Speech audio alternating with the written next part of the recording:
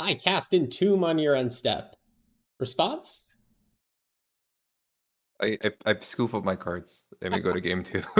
It's- All right, welcome back everyone to the Timeless Podcast. I'm here with my co-host Greaseball, and we got a bunch of sick new cards, a bunch of legacy staples just got injected into the Timeless format. The first one we want to talk about, which has been the center of the show, is Entomb. There's been a lot of different decks that people have been putting together built around this card, and we have the most popular one on screen here if we want to talk about this new blue-based Entomb archetype. yeah, basically Entomb gets banned in Legacy, I think about a week and a half ago, and immediately slots into Timeless on release. I've tried to be creative with this lately and like try and come up with other, quirky ways to utilize Entomb outside of putting an Attrax in the bin. But it's just so brutally efficient for 1 to 2 mana. To just Entomb reanimate, it's very, very hard to like outcompete that. And the fact that your Atrax is like probably going to draw a grief or some form of interaction is also just very, very difficult to outpace. Um, I haven't really been able to play like a lot of like decks that aren't running Entomb or that are like stock show and tell or anything like that. But I mean, it seems so fast and quick that I mean it's pretty clearly here to stay. I think I don't think there's a way around it. Yeah, one thing that I want to say about this particular deck is that it does really seem to have everything. It seems that the hallmarks of a tier 1 deck, even though it's like day 1 of the meta and we haven't had time for it to settle yet, because it has the density of cheap threats, being Tameo and the Architect. It's got all the card advantage in the world coming from those two cards, plus Treasure Cruise, plus the ability to reanimate an Atraxa. It's got the unfair thing, which is Entomb Reanimate. It kind of has everything that you'd look for, and of course it has free interaction. It has high quality interaction and free interaction. The sideboard, you can load it up with things like Toxic Deluge, Bowmasters, Dismember that you see here. There's a bunch of other cards in the blue-black suite that you could play. Like this deck could be playing Mana Drain if that card was good at the meta, but it isn't right now just because the meta is so hyper efficient, focused on 1-drops. This deck itself has 28 1-drops. And this is the first time we've gotten a new deck since Energy got added to the format a year and a half ago, where you look at the core of cards and say, wow, this core of cards is so powerful. This is almost definitely going to be meta defining. And it feels like no matter what you build in your flex slots around this core of cards, it is an incredibly strong deck. And it might take a while for like the agreed upon perfect 75 to come out just because the power level is so high.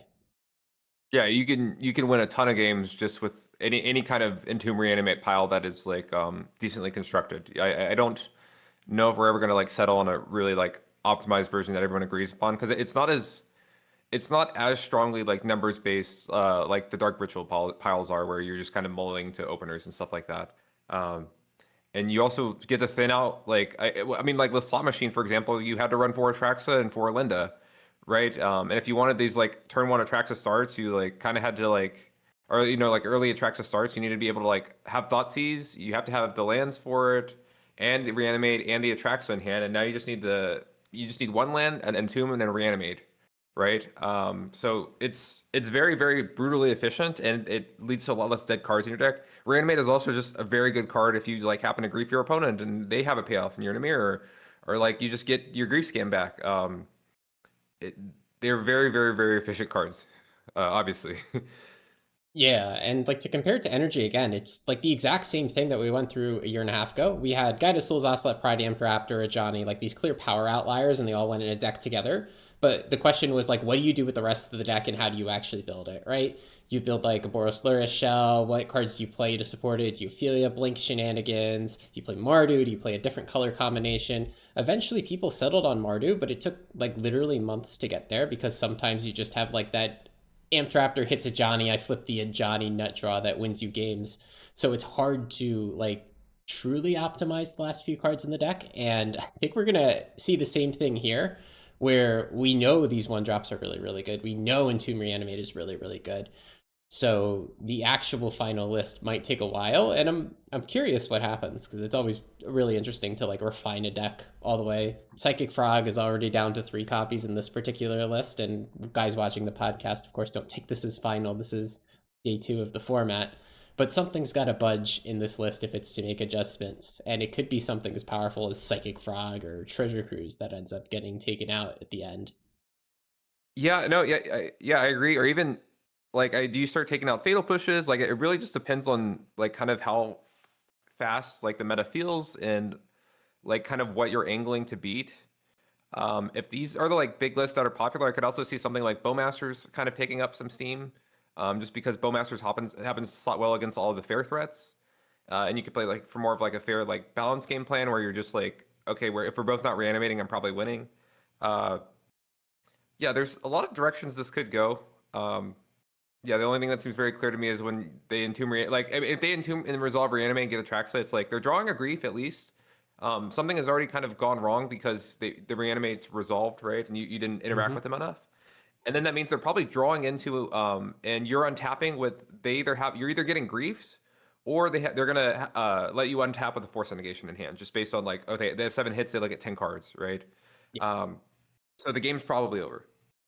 Yeah, Yep. and I like your comment on Bowmasters. That's my deck building advice right now. You should play 4 copies of this card in like almost any deck because this deck is going to be a top deck, and then there's a lot of people who want to build like more fair blue shells with Force of Negation now that we have it, because of course one of the best ways to fight against a really unfair top deck would be to just main deck your Force of Negations, and you can play a actual blue-white control deck. I know timeless players like to split hairs over whether or not it's control or tempo, but now that we have one blue one drops deck that is clearly trying to do Entomb Reanimate, and then we have a different one that is clearly trying to control the board, maybe we can agree to be nice and call this one control. Yeah, again, I think these are just people trying new things and popping up. Like, I think these force negation piles are just going to win like a lot of games off that. Notably, like you do definitely feel the weakness of force negation over forcible of just like if a bowmasters resolves or like if they they upkeep something on your turn. There's already it's clearly not the entomb piles. I think are a bit did feel a bit weaker than like what it seemed to be the issue with legacy just by not having access to forcible and like they just not having the flexibility of Force of Will has definitely like been noticeable, I guess.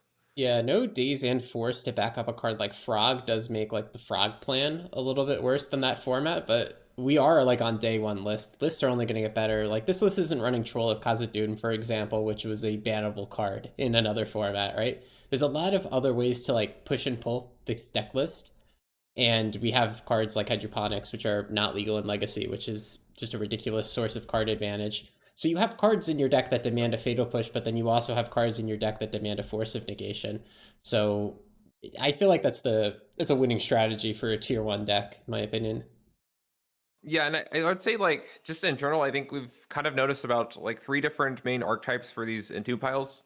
I'm sure other archetypes can jam it in, but it's basically like these like more blue black interactive lists, and then these like green black lists that are just kind of jamming in the entomb Atraxa package.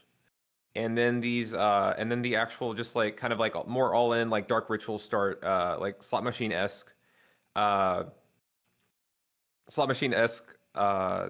like builds that are trying to like more turbo out. Yeah, um so I have the slot machine one up. This is similar to just the old philosophy of slot machine where you'd play like a more fair, if you can call it that, show and tell, where you're just trying to show and tell an Atraxa or an Alenda into play. Here we can cut that show and tell plan for Mystical Tutor and Tomb Reanimate, and this is the one deck that's actually playing Mystical Tutor, which is another new card. Mystical Tutor is probably just not close to good enough for a fair shell, and even for a somewhat unfair shell like this one, you're probably just better off running all of your cantrips and all of your one-drop creatures than playing Mystical, but the jury's still out.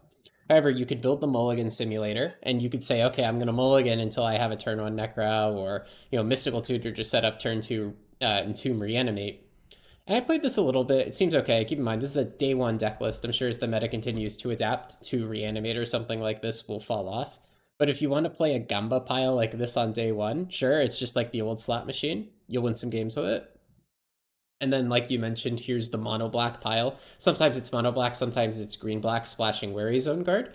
But Entomb is a great consistency piece for them because they can Entomb for a grief fairly. They could also Entomb for Strip Mine for Wary Zone Guard, or the other way around. If they drew their natty strip, Entomb for Wary Zone Guard, then reanimate it so that you can strip lock your opponent. That's a lot of consistency, and there's also a lot of cards that could be played in this deck, like Douthie Voidwalker, Orcish Bowmasters, Deathrite Shaman, that didn't even make the cut in this particular like day one build that I pulled up. So I think there's a lot of potential for Mono Black to keep improving with Entomb, and maybe this could be another like top tier archetype moving forward.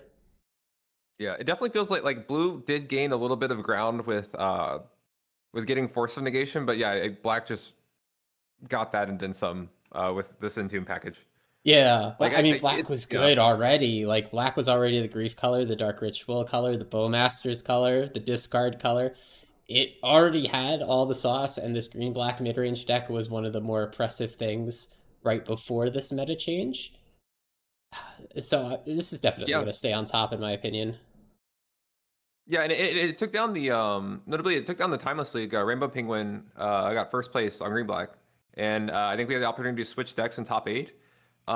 Stayed on green black, won the tournament. Yeah, I think notably, so something I've like noticed. I've been playing a lot of I played Force of Negation decks a little bit, but I played a lot of the Entomb piles just to kind of get a barometer for how that feels. Um, if you okay, you're playing against like a blue X opponent, right? And they're on like Force of Negations, presumably. If you entomb on their instep, right, or like on their turn, so that they can't force it, and then you get your tracks in the bin, you untap and you reanimate. They pitch a card to force a negation. You get your reanimate countered exiled. It's not even like that bad of an exchange. Like I don't leave that exchange feeling like, oh man, the game's over, or like, oh, I feel bad or anything. Like it still feels about even. Like they basically traded two cards for your two cards. But the issue is Entomb, you still have your Entomb target in the bin for the rest of the game. So if you happen to have two reanimates, or you happen to have you have a way to reload and they're not able to match that, um, you're you're kind of you're just kind of ahead on the exchange. It's not like they're commandeering and taking your tracks and regassing up. It's just they're trading 2 for 1, and you still have your entombment target in the bin. Yeah, it hasn't felt that bad on the black on the like entomb side of things. Yeah, I agree. Like, I was playing this slot machine pile that I have up, and same situation happened to be more than once where I entomb something, they let it resolve. So now I have a grief from turn one and Atraxa sitting in my bin. I try to reanimate it, that gets countered, but now I have like 8 live draws in my deck. I have the other reanimates, I have the 4 mystical tutors, I have the 1 demonic tutor. Those cards just win instantly. I have cantrips to try to find any of those. So when you build your deck right, you're very likely to recover from the situation. And a lot of people do just let the entombs resolve, which I think is correct because you can't fight over everything. The wisdom is generally counter the tutor target, not the tutor, though of course you can't counter this tutor target, it goes to the graveyard. But what do you think? Do you think people should be countering entombs on the stack more often? It's tough. No, I don't think they should. Especially like I think it's more of just force of negation is kind of like a nice stopgap solution for game ones and stuff. But I think if you think the entomb reanimate stuff is here to stay and there's enough of it on ladder, which there's plenty, I'll Oh tell you yeah. that it is definitely worth doing. If you want to like really hose them, the force of negation is not it. You really want to be either surgicaling them, or I've seen this too, where you noxious revival them, and you actually like you blank a draw step too. And no, and that's how you're getting the true two That's for good. one on Yeah. the entomb reanimate stuff, right? Yeah.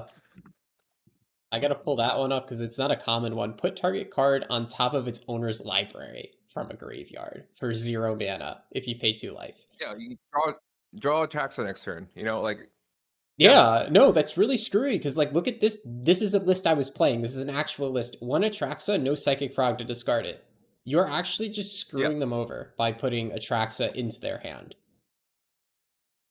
Mhm. Yeah, and like surgical doesn't really like they only have one or two reanimate targets in their deck, or like entomb targets in their deck anyway. So the surgical's not like that. You're not getting a lot of value out of the surgical a lot of the time, outside of blanking their reanimate cast.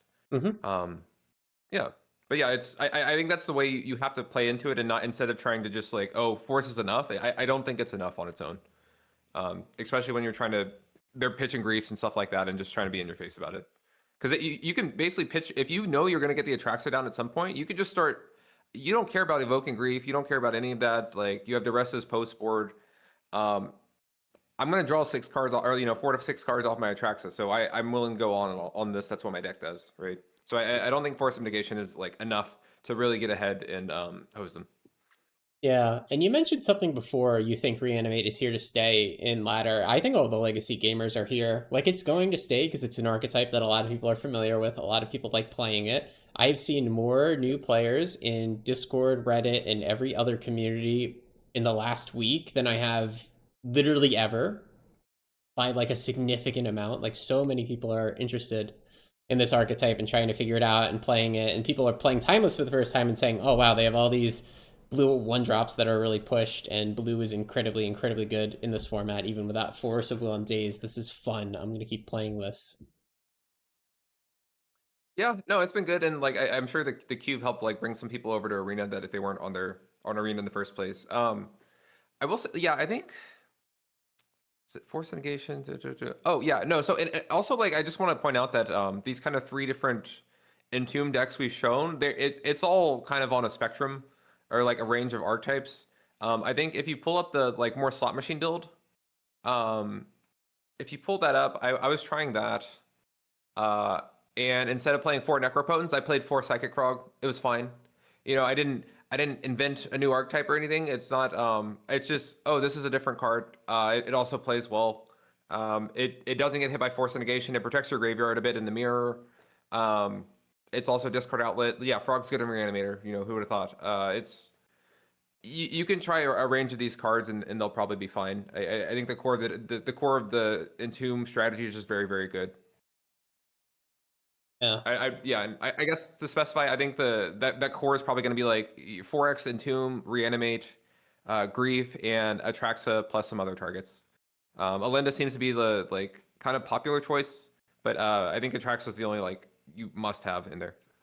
Yeah, we could talk about reanimate targets for a little bit because people have been deciding what the number two after Traxxas should be. Saint Talenda is very, very strong. She's had a lot of time to prove that in Timeless. It is 7 mana, you make a board state. Talenda will be a giant lifelinker itself, make another creature, 2 creatures if you need it, and it's multiple forms of interaction on the creature. It gets you enchantment removal, a Faith's Fetters, or just a card draw. It's very, very strong, really versatile.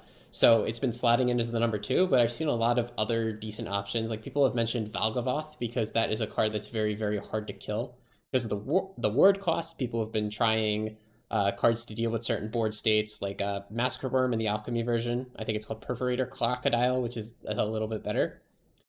Have you seen any other Sure, yeah. like cool one ofs that people have been I trying? haven't seen any Crocodile. I think I got past the list. It was like I don't remember the card. All I know it was like a 6 drop that basically had each player discard their hand at the end of turn, I think. Oh, Sire of Um, Insanity, I think it's called. yeah, that Yeah. sounds about right. Um, It's a funky one. Yeah, it's shown up from time to sure. Yeah, time in I'd past rather just timeless. I don't yeah, think it's good though.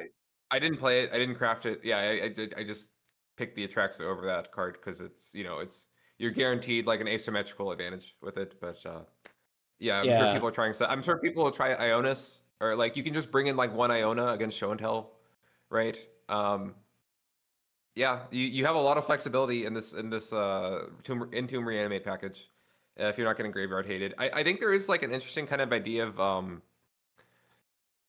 how much you can like pivot out of Entomb Reanimate, or if you're just supposed to play through anti-hate. I don't know the history of Legacy well enough to know how that fight went. All I know is Entomb got banned, and some other cards also got banned, so it probably didn't go that well. But yeah, you can just run these silver bullets to hit off Entomb. Yeah, we're about to speedrun Legacy history up ahead. It's going to be a very fun ride, especially with the timeless ban philosophy being very loose.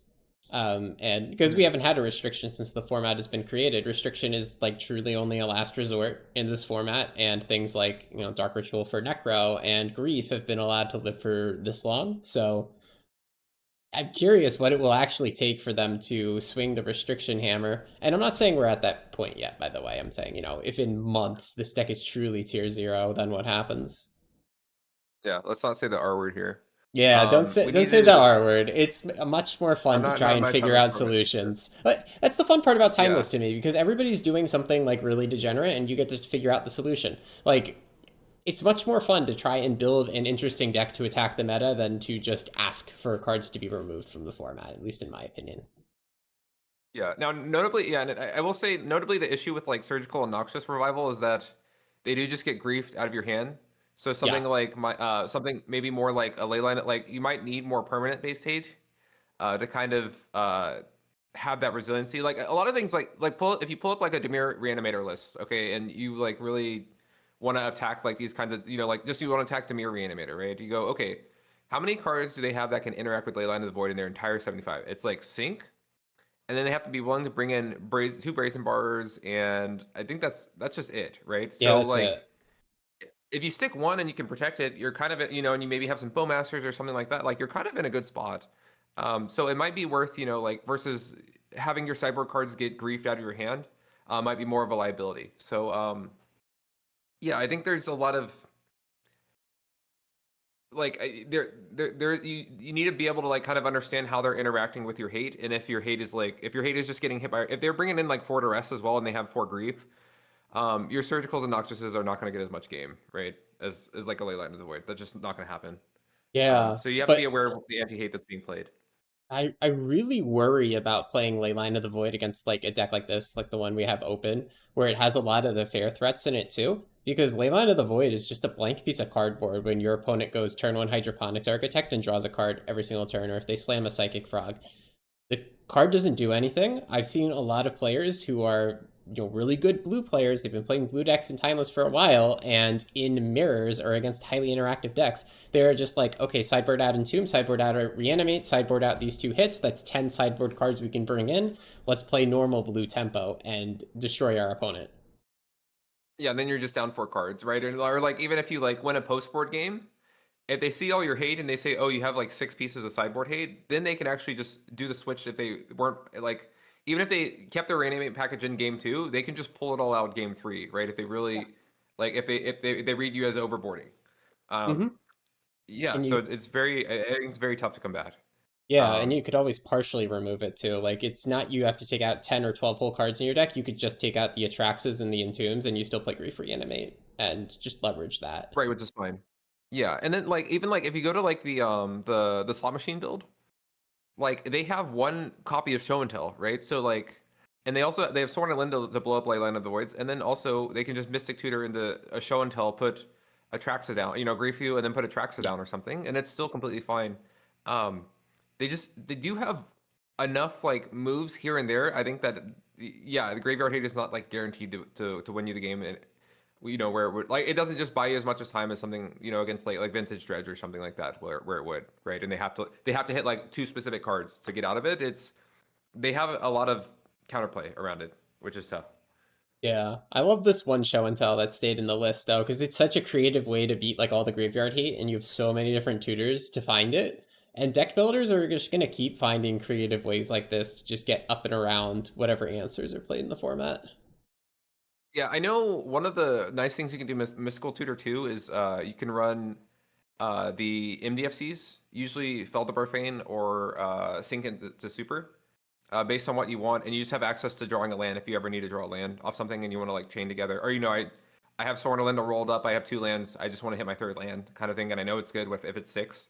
Um, that's kind of some free flexibility that you can just get off the mystical tutor if you're if card advantage doesn't matter that much. Yeah, it's a really cool one. I've also used my Mysticals and Entombs to shuffle more than once already after brainstorming, which is Absolutely. absolutely sweet upside of the card. Like you necro for Yeah. 7 cards in this list, you draw some lands, and I'm like, okay, let me brainstorm those lands back and then entomb something. And now I don't have to redraw those off Mhm. necro. Yeah, and it's really hard to draw your one copy of Atrax in the first place, and then if you have a brainstorm, you're still fine. Yep. Um, yeah, packages felt very good. I think yeah, the packages felt really good. Um, if you want to talk about, I guess, force of negation for a bit, I think so. I got to actually play against Show and Tell on like a more like blue black. It wasn't like this. It was basically just like kind of standard blue black. I was trying out Wanchatong, and I think I was trying out Mana Drain too. But getting the tap out for Frog on two against Show and Tell feels really nice because you actually do get to clock them at some point versus having to play this tension of like, oh, I need to get pressure onto the board, but also, if they have like if they just jam Show and Tell, or if they have Show and Tell plus Veil, it's really bad. Like, just kind of getting a free turn almost off of, okay, look, like, off the idea of force negation is really nice. Yeah, and I've been trying out some other fair shells because you know me, I like the fair tap out shells to attack the mana or to attack the meta. And in a deck like Energy, you needed to have a sideboard card in your hand, like a Deafening Silence, in these matchups in order to be able to tap out, or you would tap out for your discard spells. But I was trying like a blue-based energy build. I have Mockingbird behind me as the background. So I had one version with 4 Mockingbird, 4 Phantasmal Image, and Force of Negation. And what's really sweet is you can like just slam into Johnny tapping out against one of these decks, and if they try to do their busted thing, then you just force them. And if they put an Atraxa into play, you Phantasmal Image it. It was such a fun deck. You could build both Jeskai and Esper. I don't know what the build is yet, the optimal build. Otherwise, I would like have it up. But that's a really cool idea. I want other people to like try to put together the blue, white, whatever third color you want. I think Esper might be best. Bear list that leverages a lot of creatures rather than leveraging all the blue cantrips here. This was a flash in the pan meta deck from like 6 months ago by Dem. I think he had a really, really good run with the list he called Esper Clones. And a deck like that could be really, really good with Force of Negation, in my opinion. Yeah, and you could always, yeah, and you could. No, I mean, you probably wouldn't run Entomb Reanimate in that, but like, someone's gonna try it at some point. But, but Yeah. Yeah, I mean, yeah, if you yeah, ran I'm into kind of, Reanimate with it, it would just be this list, except you take out these silly one drops for Guide Pride, and now you have other silly one drops in your deck. yeah, yeah, and it's also interesting. Like, I don't, there's not like a clear, kind of like rock paper scissors or hierarchy of like who wins these like Entomb, like of these three like Entomb matchups. A lot of it just kind of seems okay. Who drew their griefs in the right order? Like who kind of ran, who just like happened to line up better. I don't think there's like a clear, like I don't think I've played a matchup where I'm like I'm clearly at a disadvantage. I'm gonna lose this game no matter what. Or like or they have like a clear edge on me. It hasn't felt that way at all. Yeah, it's definitely way too early to tell. A lot of these decks have unique advantages. Like I would say the most consistent of them is like the mono black or green black version. This is just great at disrupting very consistently, but it's losing blue, which is access to cantrips and card advantage, which is an advantage in and of itself. So I have no clue who wins in the head to Yeah. head, and that's really cool. It's really interesting to like try and solve the format over the next few months. Yeah, I've seen some more people trying Voidwalker, and but the like you still have to get the Voidwalker down right, and they have to not interact with it. So it is like this kind of tricky balance of like, are you bringing it in post board? Like you still have to interact with them enough for a turn or two, um, to get it down, or you have to be like dark ritualing it out, right? So Yeah. there is a lot of balance going on. There was also with more tutor effects, opposition agent is also better positioned. Um, I haven't seen, but like it doesn't close the game out in the same way that a Voidwalker will. Like if there's a Voidwalker in play, you're just like, oh, if I ever get griefed in the next like 5 turns and I haven't a landed in my hand, like the game's kind of over. So it feels a lot more threatening across the board for me when I'm on the reanimator side of things. Yeah. The one card you mentioned briefly that I want to highlight is like the one card from the Avatar main set that seems to be very, very playable. That is one Shitong, the Librarian here. This is a 2 mana creature that can be cast for a lot more than 2 mana. So this is the classic Luris spell that goes way above 2 mana value. This is a flash flying vigilance 1/1 that has a hate bear effect on it. Whenever your opponent searches their library, you put a +1/+1 counter on it and draw a card. So you could flash it in response to fetch lands, just like Opposition Agent. Also very good against opponents in Tombs, Mystical, whatever nonsense that they're running. And of course, if you have extra mana from a mana drain or whatever you're deciding to play, you can also just like draw X cards off of it, which is fantastic, or half X cards, I guess, but that's still an absolutely fantastic rate because I'm sure blue mages would be playing this card even if it didn't have X in the cost. Like it's still very reasonable as just like a flash threat that ends the game, almost like a Lurisible Murktide with flash. Some people have been calling it. Yeah, it's been pretty impressive. I think it's the play patterns are very unique. Like like they're just not as established. And like the thing is if you want to play it and if you want to like get the card draw off of it by your opponent like fetching, they're generally going to be fetching at the end of their turn without even without even trying to play around the card. They're going to fetch end of turn, which is I think is probably the correct play if you are going to play around that card. And so you're usually having to like tap out or tap off a 2 blue to just get it in play and then draw a card. And then like you can't really hold up as much of your counter spells. You kind of have to have a flare or a force of negation. I was trying this card with mana drain, because and Lurrus, because you have this idea of, okay, well if I have a Lurrus, I can always spend that mana drain mana somewhere. And sometimes I might even be able to get a big Wan Shatong off of it. But I think it is kind of awkward with a spell like Mana Drain where you're having to tap off a mana because the times where you want to play it and get that card draw, you're usually tapping out of your counter magic if it costs mana to play. Um, versus like if you tap, that you get them at the end, they fetch on the end step, you play out Wanchatong, you draw a card, you draw your card, you play Flare Denial. It's just a 1-for-1 right there. And if not, you have a 2/2 in play, and it's flying vigilance, like it'll fly. You can also try and like ambush Hydroponics Architect and stuff. But I do kind of agree in this build that I don't Mana Drain didn't feel correct to me. Um, and I kind of, I think the Flare of Denial, like Force Negation stuff, kind of like makes more sense. If you're trying to hold up Mana Drain and play Wanchatong, I think you're just playing it a bit too late. Yeah.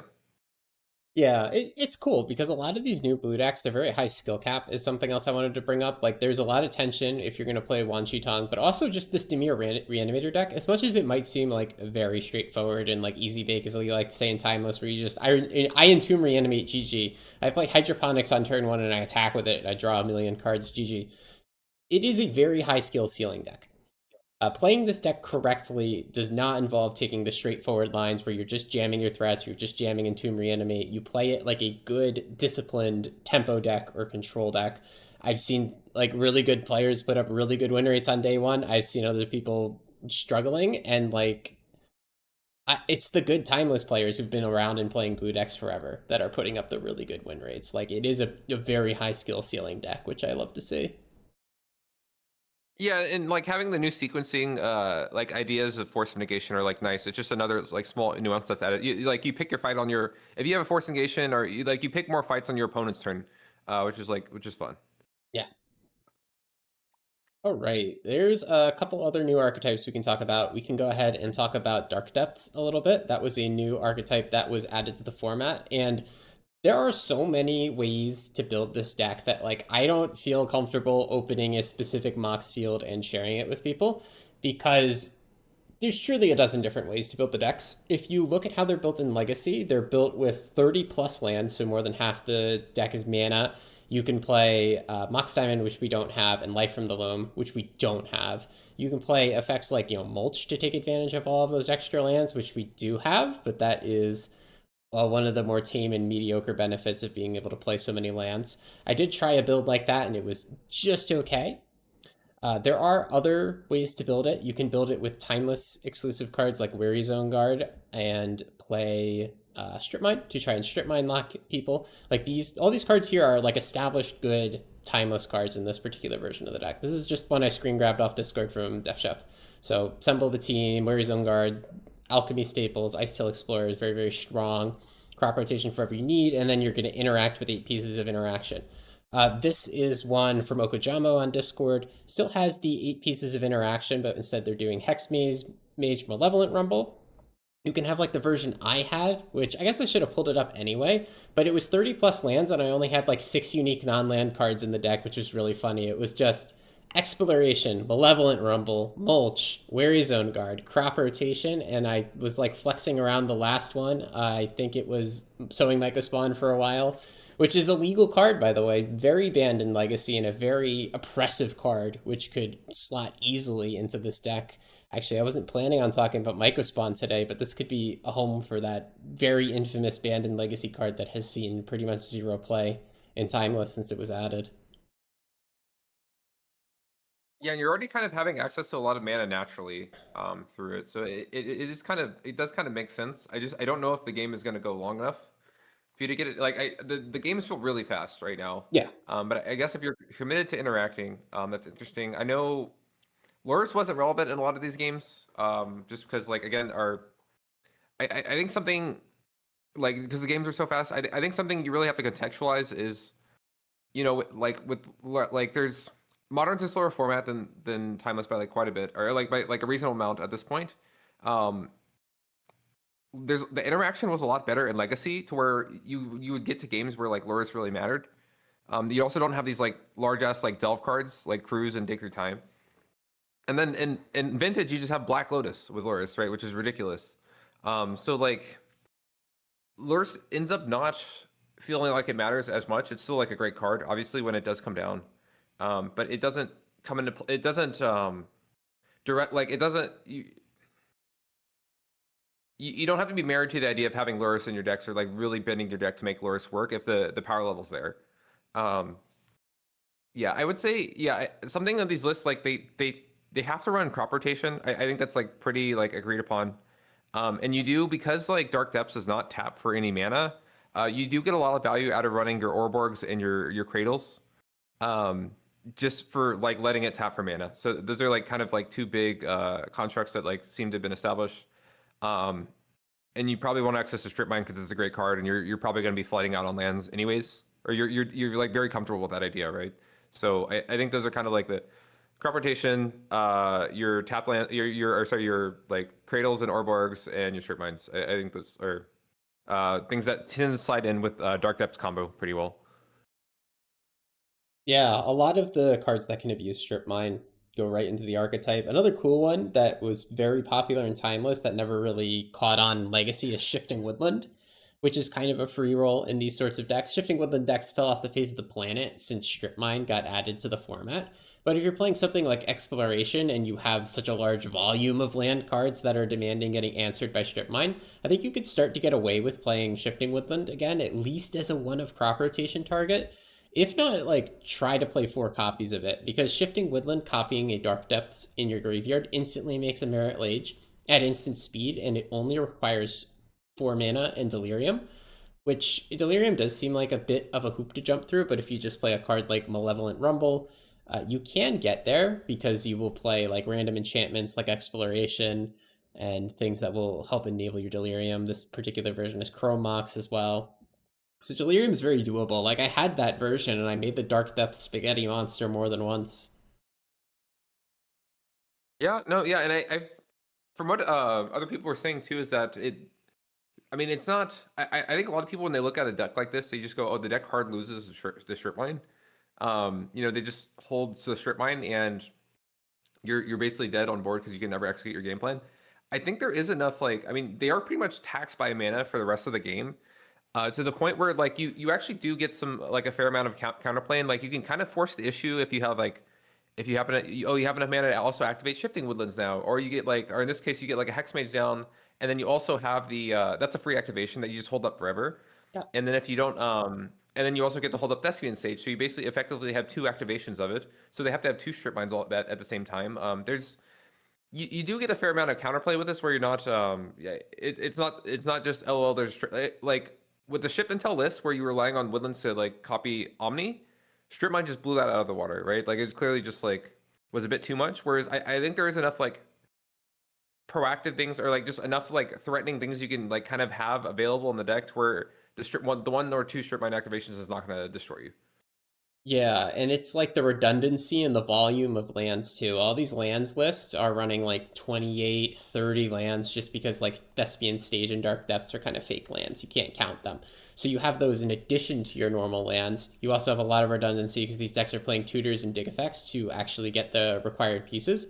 So you really only lose to the hardcore strip mine lock with Weary Zone Guard, and just 1 or 2 natty strips doesn't feel like enough to disrupt the deck, at least in my opinion. I think the most disruptive thing that I've seen so far for this deck is blue black Reanimator. I did jam some games as this, and it was funny because I just couldn't beat Reanimator because I would make my Merit Lage Spaghetti Monster, they would reanimate an Atraxa, chump block my Merit Lage, but the Atraxa they reanimated drew another reanimate, so they'd reanimate the Atraxa again and chump block it again until they drew their whole deck and killed me.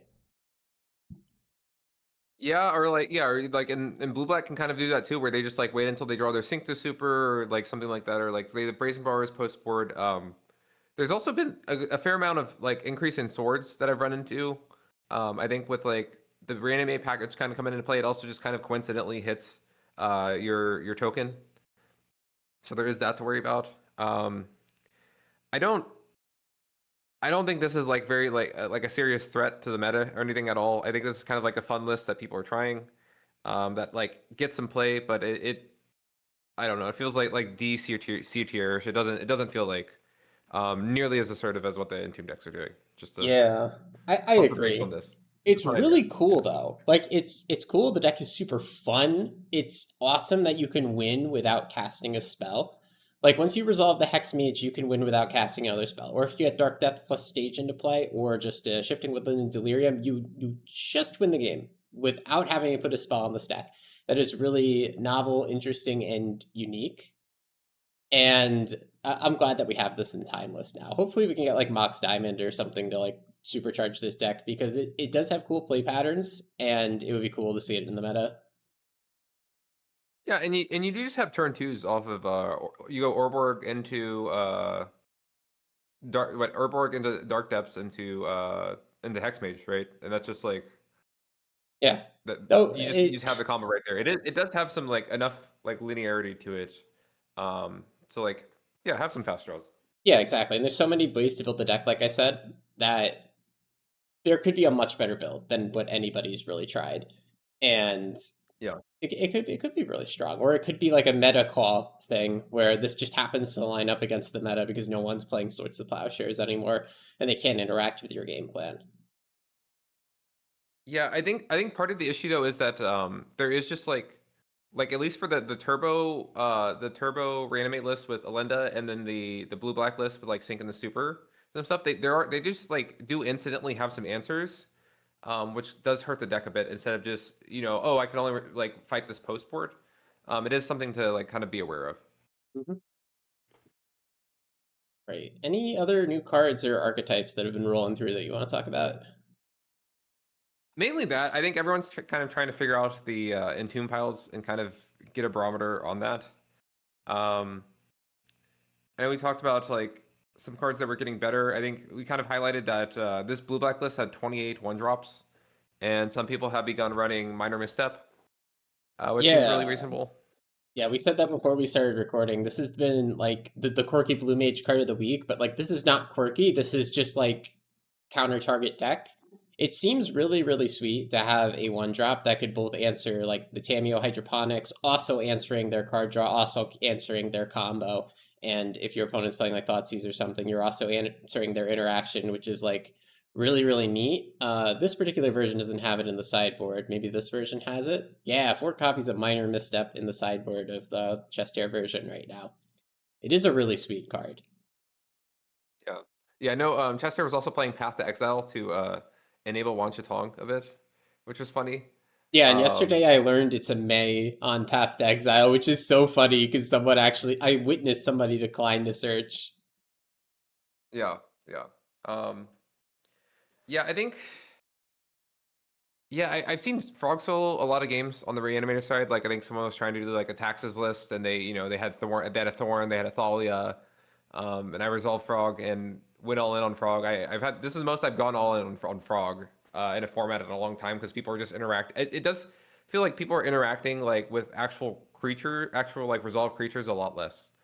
Um, Yeah, wait, just Thorn of just something I've Amethyst felt is so based. Were they playing like mono white?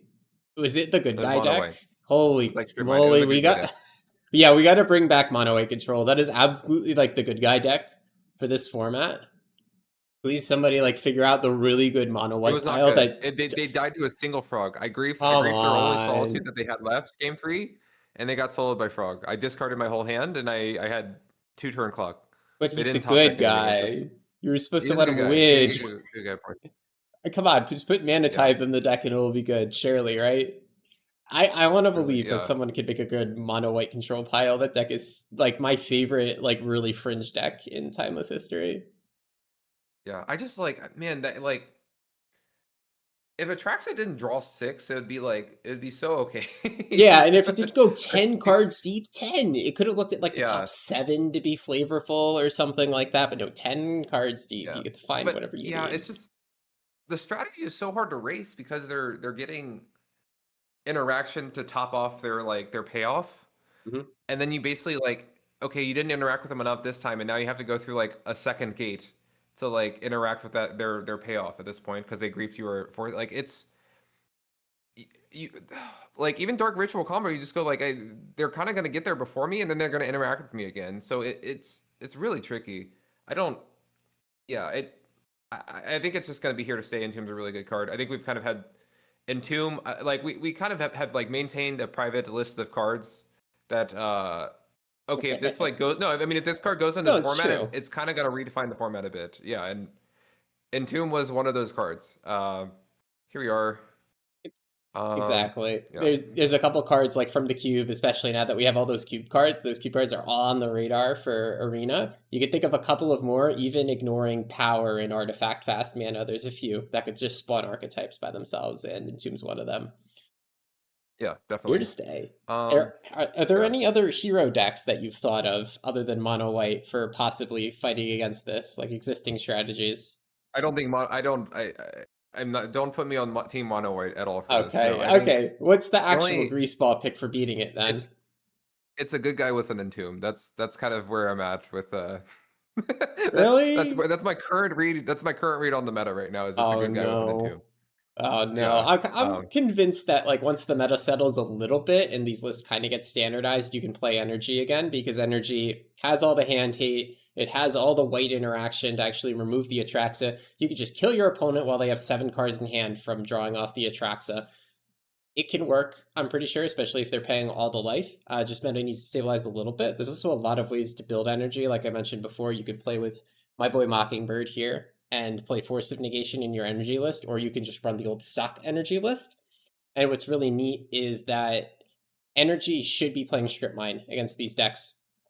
Energy kind of stopped playing Strip Mine because like the mono black Strip Mine decks were better at leveraging Strip Mine than it. But if the meta does become like energy against Entomb Reanimate, energy's got to be back on Strip Mine, and Strip Mine can hopefully like give energy that one last piece of interaction it needs to like punch a hole in this.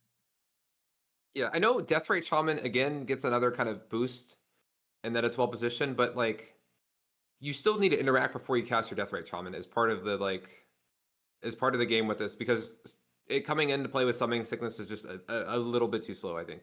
Yeah, exactly. Like you need 1 mana interaction. You need the Thoughtseize, the Grief, the Minor Misstep, Swords to Plowshares, whatever it is, or even Surgical Extraction for free. Like you do need something because if you start with like a tap land on turn 1 or you tap out for something and you're clearly not in blue on turn 1, the correct line is just to go, I cast Entomb, I cast Reanimate, GG, game's over. Yeah, no, it is. And then I think like it is I do kind of at least like the idea of the fastest deck in the metagame being a graveyard deck. Because I think the issue with like kind of show and tell, it was like show and tell and like the Soren Storm deck a bit that were probably the fastest in the previous meta. Um, show and tell just had a lot of resiliency baked in, and there wasn't like ultimately they are going to combo off kind of thing. Where at least I feel that Entomb strategies are attackable, and you can like just really like try and hate them Yeah. post board, and like there is more of a dynamic post board. I feel like with these decks. Like even if they are deciding to like bring out their Entomb package, they have to make that decision. They have to do it, and they have to execute from there. And I'm sure there are plenty of decks that can like beat these strategies. Like they only have 4 Fatal Push. If you have threatening 1-drops and stuff like that, like they are going to have a tough time against that. Like if you think about like you have a turn 1 Ragavan, yeah, okay, they have a deluge, but like if you have a turn 1 Ragavan, they basically have to have like they have to draw into like some of their removal, or they're more likely to just have a 1-drop that's going to block that they're going to try and block with, right? So like I think these strategies are attackable. I guess no. I guess they hold up force negation if they have a 1-drop. So no, but they have to have all 3, and then it's like yeah, Yeah, like it's this, actually it's not that mean. easy to just have Like, the force. yeah, the strategy is like mean. They can play 4 Toxic Deluge to answer your energy creatures. Like this Novus build already is on 4 Toxic Deluge, 4 Bowmasters, 2 Dismember to back up the Fatal Pushes for like if I'm playing energy or something, and they can completely sideboard out their unfair part and just be a nasty blue control tempo deck. It's going to be tough, especially for like this version and the mono black slash green black version, where the rest of the non reanimator part of the deck is very strong and very degenerate and very interactive. It's going to be difficult to contain these. Yeah, I mean, even with this toxic deluge plan though, they're running what 10 fetches, um, and like toxic deluge sync to the stupor. Like it's not they still have to cast the reanimate if they want to do that, and like Yeah, yeah, it's dicey. they still need to have about 7 7 to 10 life available to them, and then they're getting worried about getting burned if they don't have protection.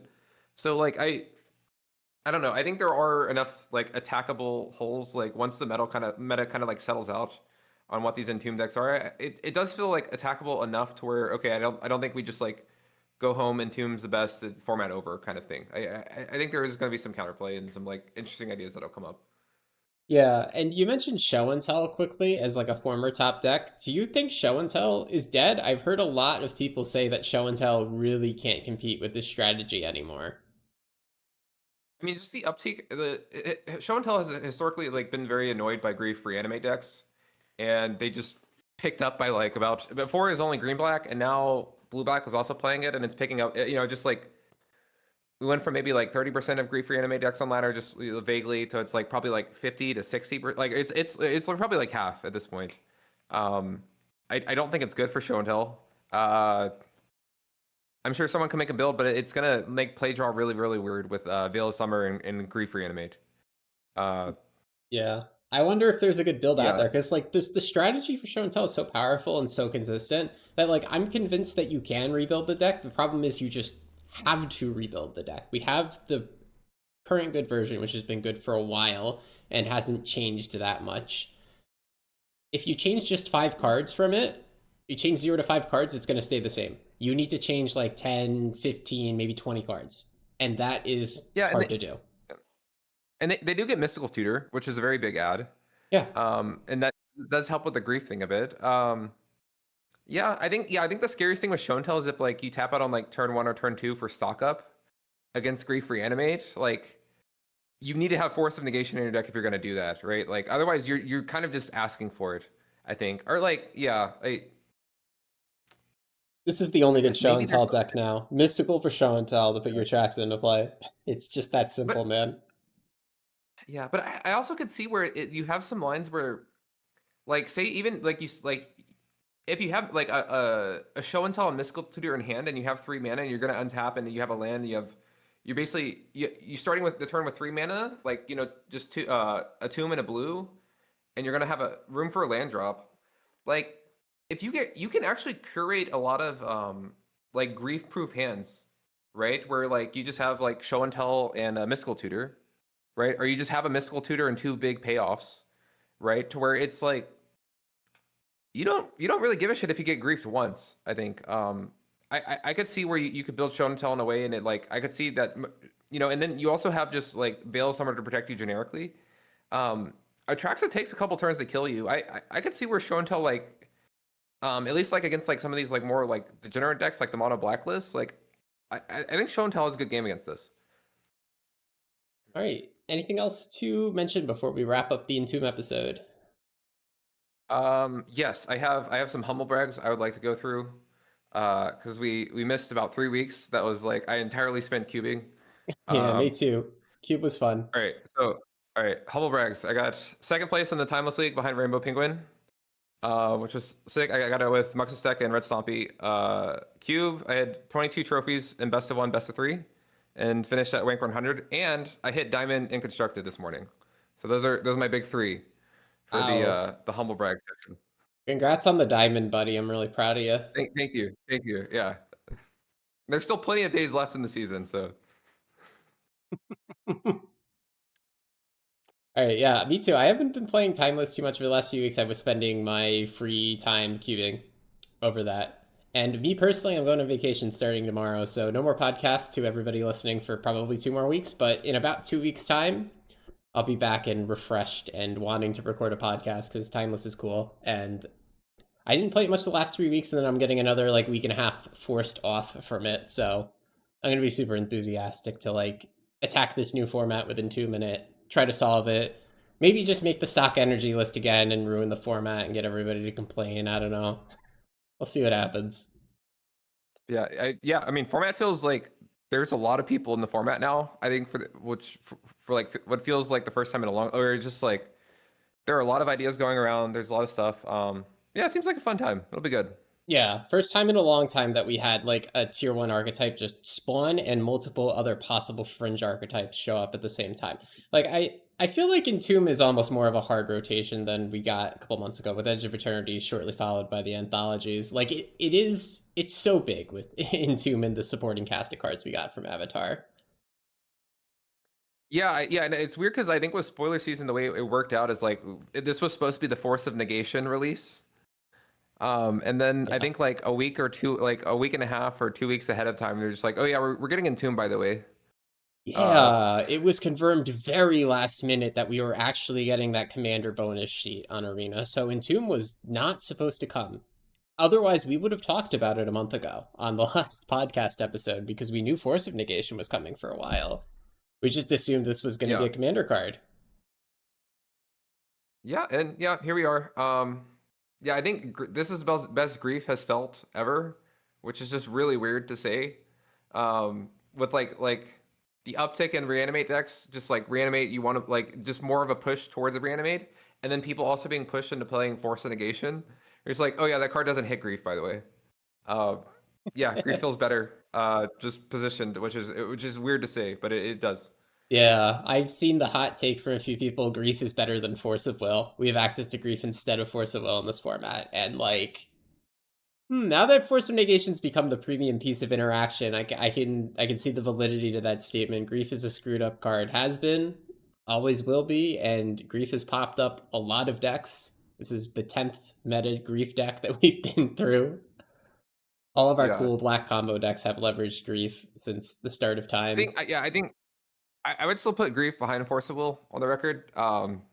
Yeah, I think if both Grief But and I Force could, are in the format together, Force is more oppressive. But like, since we yeah. don't have Force of Will and we instead have Force of Negation, Grief just gains a lot of stock because you Oh, can't. Grief's definitely better than Force Negation. Yeah, I'm not trying to argue that. Yeah, Yeah, no, I'm just saying yeah, without Force of Will as a generic catch-all answer, because the good catch-all answer to interaction right now and the answer to combo pieces only hits non-creatures, right?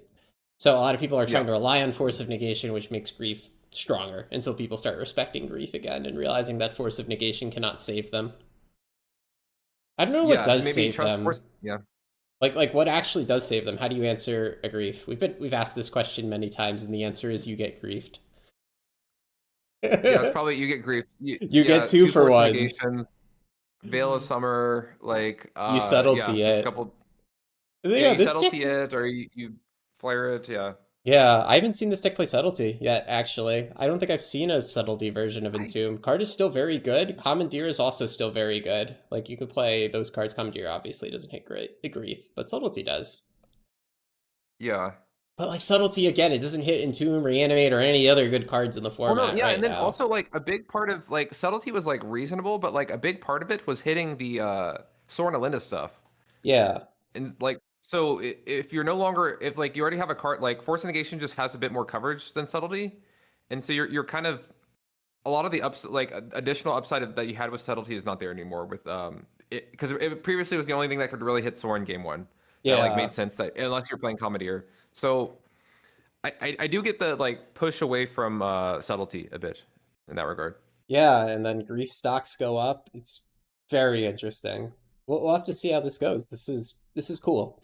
Things have a lot of directions to evolve in, and like I'm super excited to play Timeless over the next couple of weeks and months.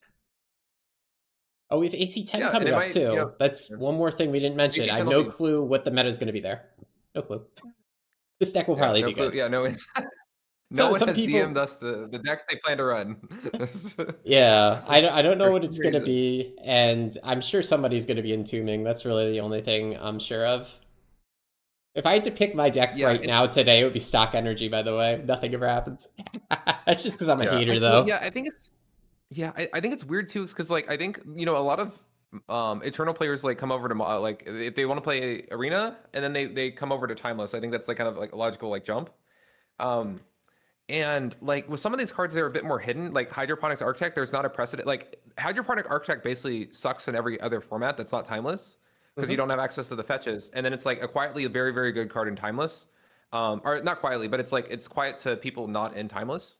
Whereas I think Entomb is one of those first big cards where it's like, oh yeah, this is just good. This is a universally good card, and so if you're coming over and you're just doing like legacy ports, and you're cutting a few cards here and there, like, oh yeah, it's still really good. So I think that's kind of one of the first big ones we've had where it's like Necropotence was banned for like people didn't understand how to use Necropotence for a long time in this format because it's like so Yeah. dated, right, in terms of legality, and like same for Strip Mine. Whereas Entomb is one of the more obvious ones that just slot in.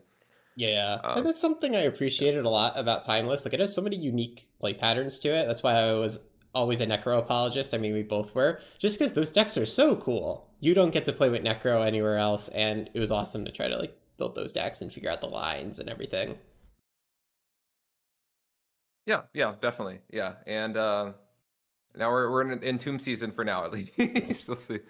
Yeah, we'll see. Lots of goodies coming with every set. Oh yeah, there's always the more potential for more cube cards, like we mentioned. Because WotC they didn't explicitly confirm the schedule for it, but they said the door is totally open for the number of cards in like that cube bonus sheet to grow over time, and they're gonna keep adding cards to the sheet. They didn't promise us they're gonna do it the next time the cube comes back, or at any specific time, but I can imagine that at some point in the future we get more cube cards, and those cards all have the ability to nudge the balance in Timeless a little bit. Yeah, and I think with like how well Cube went, I think people were saying that the rumor mill was kind of like late, like around Christmas time or like early January, is when they were expecting Cube to kind of pop back up as an event. Yeah, So there like may not be changes based on that. yeah, it was by far and away the most successful Phantom event ever on Arena by a mile. Like its numbers were behind that of standard retail sets on 17 lands, but like it was in the same ballpark as standard sets. Whereas most arena limited events are like more than an order of magnitude smaller than a standard set in terms of draft volume. Cube was incredibly, incredibly popular. Probably made WotC a lot of money. I can imagine them rerunning it like at the end of every set season because they ran it at like the end of the Spider-Man season when everybody was getting bored of that set. Now Avatar's out, Cube goes away. When people get bored of Avatar, Cube comes back for 3 weeks at the end of the season. And 3 weeks every 2 months sounds really cool for a Cube cadence.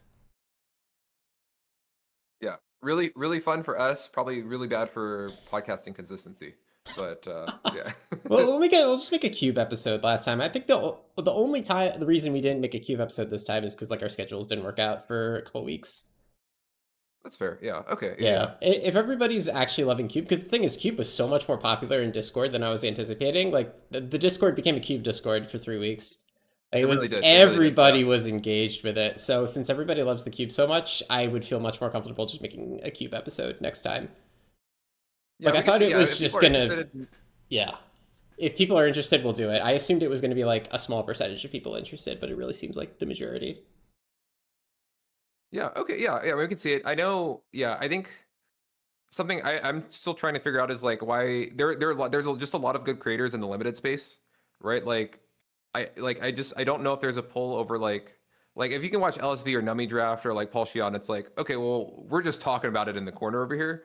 If people are interested in that and there's like some familiarity there, that's great. I'm more than happy to do it. But I also understand that it's there's a lot more there's just a lot more content in that space, and I understand it is a bit more competitive than timeless content is or Yeah. has been anyways. So yeah, yeah, we'll see. If people are interested, just comment and say you're interested. If not, or you just say, oh, I don't think this is worth doing. Like, there's enough cube. I get that too. Oh, I think that's great. all I have. That's all I have. Yeah. Yeah, I think that's it for me. Everybody have fun entombing, have fun figuring out your Graveheart hate plan, and thank you again, as always, for watching the podcast. We'll see you next time.